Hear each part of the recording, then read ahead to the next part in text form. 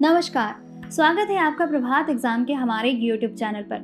तो दोस्तों, जैसा कि आप सभी जानते हैं कि यूपीएससी मेंस की परीक्षाएं स्टार्ट हो चुकी हैं, जिसका पहला पेपर निबंध का हुआ था जो कि 250 अंकों का था, जिसे हम कल की वीडियो में आपको दिखा चुके हैं। वहीं आज का जो पेपर है वो है सामान्य अध्ययन 1 यानी GS1, जिसमें आपको भारतीय विरासत और संस्कृति, विश्व का इतिहास एवं भूगोल तथा समाज के बारे में प्रश्न किए जाएंगे, जो कि 250 अंकों का है।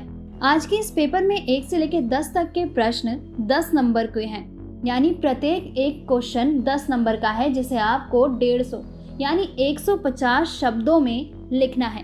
वहीं 11 से लेकर 20 तक के प्रश्न 15 अंकों के हैं, जिन्हें आपको 250 यानी 250 अंकों में लिखना है। तो आइए एक नज़र डालते हैं आज के क्वेश्चन पेपर पर। तो स्क्रीन पर जो दिखाया जा रहा है वो है आपका आज का क्वेश्चन पेपर। इसका प्रश्न 1 है, स्पष्ट करें कि मध्यकालीन भारतीय मंदिरों की मूर्ति कला उस दौर के सामाजिक जीवन का प्रतिनिधित्व करती है। इसका इंग्लिश में अनुवाद है, how will you explain that medieval Indian temple sculptures represent the social life of those days. वहीं इसका क्वेश्चन नंबर 2 है, अधिकांश भारतीय सिपाहियों वाली ईस्ट इंडिया की सेना क्यों तत्कालीन भारतीय शासकों की संख्या बल में अधिक और बेहतर सुसज्जित सेना से लगातार जीतती रही, कारण बताएं। इसका इंग्लिश में अनुवाद है, Why did the armies of the British East India Company mostly comprising of Indian soldiers win constantly against the more numerous and better equipped armies of the then Indian rulers? Give reasons. वहीं इसका प्रश्न 3 है, औपनिवेशिक भारत की 18वीं शताब्दी के मध्य से क्यों अकाल पड़ने में अचानक वृद्धि देखने को मिलती है, कारण बताएं। वहीं इसका इंग्लिश में अनुवाद है, Why was there a sudden spurt in feminism in colonial Indian since the mid 18th century? Give reasons. वहीं इसका प्रश्न 4 है, प्राथमिक चट्टानों की विशेषताओं एवं प्रकारों का वर्णन कीजिए। इसका इंग्लिश में अनुवाद है, describe the characteristics and types of primary rocks. वहीं प्रश्न 5 है, भारतीय मौसम विज्ञान विभाग द्वारा चक्रवात प्रवण क्षेत्रों के लिए मौसम संबंधी चेतावनियों के लिए निर्धारित रंग संकेत के अर्थ की चर्चा करें। वहीं इसका इंग्लिश में अनुवाद है, discuss the meaning of colour coded weather warning for cyclone prone area given by Indian meteorological department. प्रश्न 6, दक्कन ट्रैप की प्राकृतिक संसाधन संभावनाओं की चर्चा कीजिए।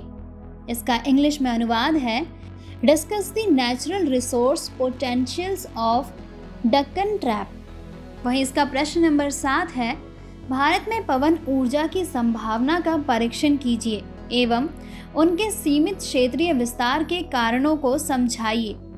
इसका इंग्लिश में अनुवाद है, examine the potential of wind energy in India and explain the reason for their limited spatial spread. वहीं इसका प्रश्न नंबर 8 है, पारिवारिक संबंधों पर वर्क फ्रॉम होम के असर की छानबीन तथा मूल्यांकन करें। वहीं इसका इंग्लिश में अनुवाद है, explore and evaluate the impact of work from home on family relationships.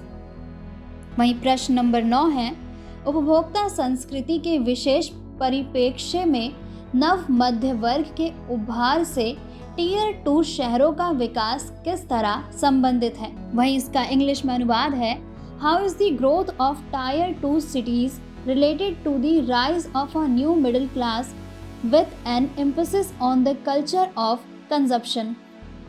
वहीं प्रश्न नंबर 10 है, भारत के जनजातीय समुदायों की विविधताओं को देखते हुए किस विशिष्ट संदर्भ के अंतर्गत उन्हें किसी एकल श्रेणी में माना जाना चाहिए।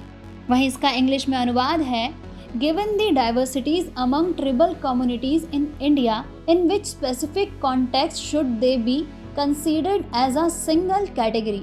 वहीं इसका प्रश्न नंबर 11 है, राज्यों एवं प्रदेशों का राजनीतिक और प्रशासनिक पुनर्गठन 19वीं शताब्दी के मध्य से निरंतर चल रही एक प्रक्रिया है, उदाहरण सहित विचार करें। वहीं इसका इंग्लिश में अनुवाद है, the political and administrative reorganization of states and territories has been a continuous ongoing process since the mid-19th century. Discuss with examples. वहीं इसका प्रश्न नंबर 12 है, भारतीय परंपरा और संस्कृति में गुप्त काल और चोल काल के योगदान पर चर्चा करें। इसका इंग्लिश में अनुवाद है, discuss the main contribution of Gupta period and Chola period to Indian heritage and culture. वहीं हम प्रश्न नंबर 13 की तरफ बढ़ेंगे तो भारतीय मिथक कला और वास्तुकला में सिंह एवं वृषभ की आकृतियों के महत्व पर विचार करें। वहीं इसका इंग्लिश में अनुवाद है, discuss the significance of the lion and bull figures in Indian mythology, art and architecture. वहीं इसका 14वां क्वेश्चन है, समुद्री धाराओं को प्रभावित करने वाली शक्तियाँ कौन सी है? विश्व के मत्स्य उद्योग में इसके योगदान का वर्णन करें। वहीं इसका इंग्लिश में अनुवाद है, what are the forces that influence ocean currents, describe their role in fishing industry of the world. वहीं हम 15वें क्वेश्चन की तरफ बढ़ेंगे जो है, रबड़ उत्पादक देशों के वितरण का वर्णन करते हुए उसके द्वारा समान किए जाने वाले प्रमुख पर्यावरणीय मुद्दों को इंगित कीजिए। वहीं इसका इंग्लिश में अनुवाद है, describing the distribution of rubber producing countries, indicate the major environmental issues faced by them. वहीं इसका 16वां क्वेश्चन है, अंतर्राष्ट्रीय व्यापार में जल संधि व स्थल संधि के महत्व का उल्लेख कीजिए। वहीं इसका इंग्लिश में अनुवाद है, mention the significance of straits and isthmus in international trade. वहीं प्रश्न नंबर 17 है, क्षोभ मंडल वायुमंडल का एक महत्वपूर्ण परत है जो मौसम प्रक्रियाओं को निर्धारित करता है, कैसे? इसका इंग्लिश में अनुवाद है, tropospheres is a very significant atmospheric layer that determines weather process, how? वहीं अगले प्रश्न की तरफ जाएंगे जो है 18वां, भारतीय समाज में जाति, क्षेत्र तथा धर्म के समांतर पंथ की विशेषता की विवेचना कीजिए। इसका इंग्लिश में अनुवाद है, analysis the salience of sect in Indian society vis-a-vis caste, reason and religion.